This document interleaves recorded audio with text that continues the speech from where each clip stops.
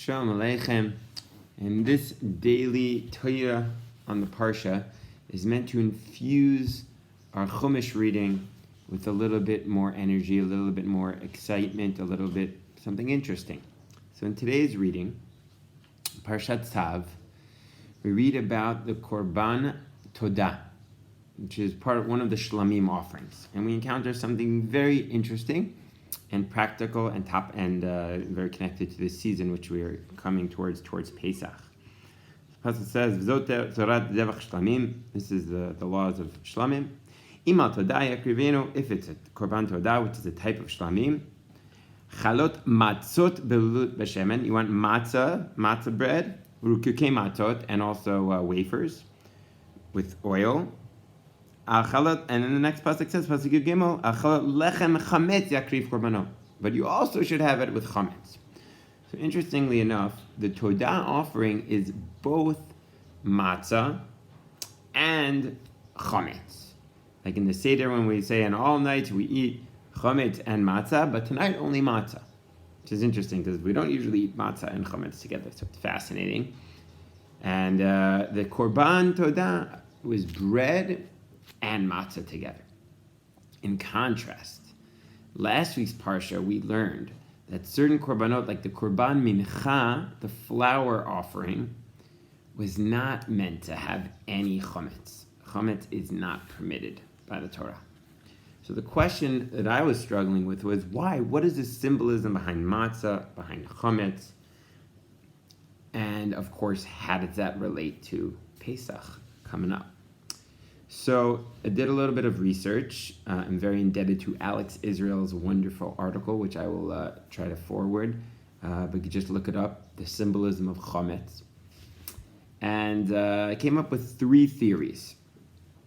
There's more. Actually, the Rambam in the Guide to the Perplexed talks about this exact issue of the symbolism behind chametz. The Pnei Halacha also talks about it for another time.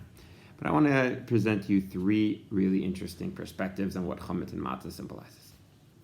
The first approach is that of Rav Yoel ben Nun. Rav Yoel ben Nun, of course, is a contemporary rabbi, a hero, a paratrooper, an amazing person, and he also has always interesting explanations. So he reminds us, and when else have we seen this contrast between the chametz, the matzah, and then evolving into chametz? Of course, with Pesach and Shavuos. The Passover, in Pesach, there's no chametz. And in Shavuos, the offering we give is 2 loaves of bread with dafka. You have to have chametz, leavened bread.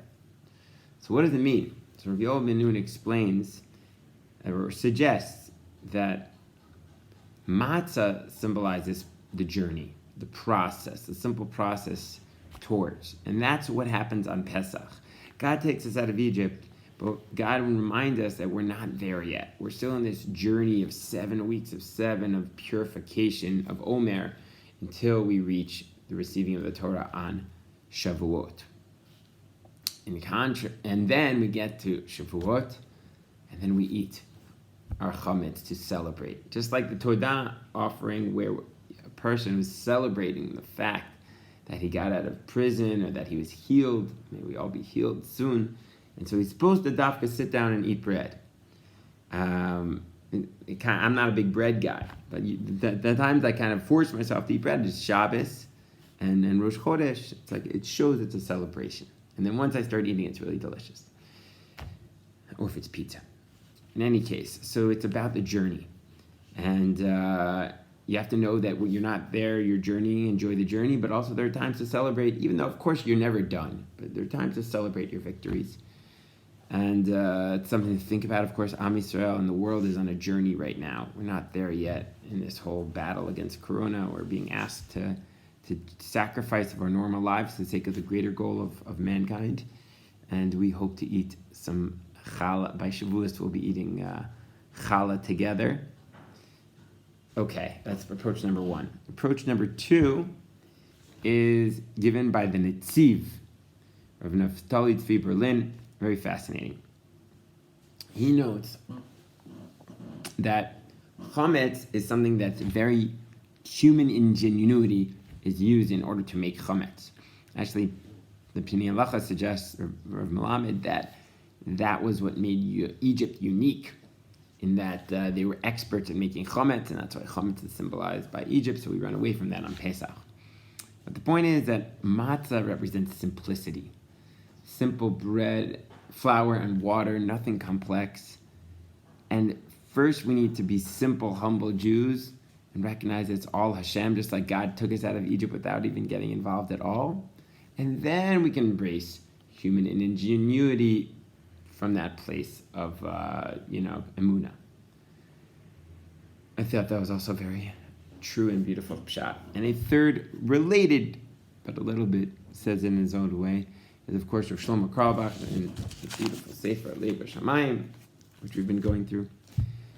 I remember the first time I read this pshat, I was in the army. It was about 11 years ago, and I was so excited. I went from shift to shift, and I would just hop and tell all the people on their shifts about this awesome Torah.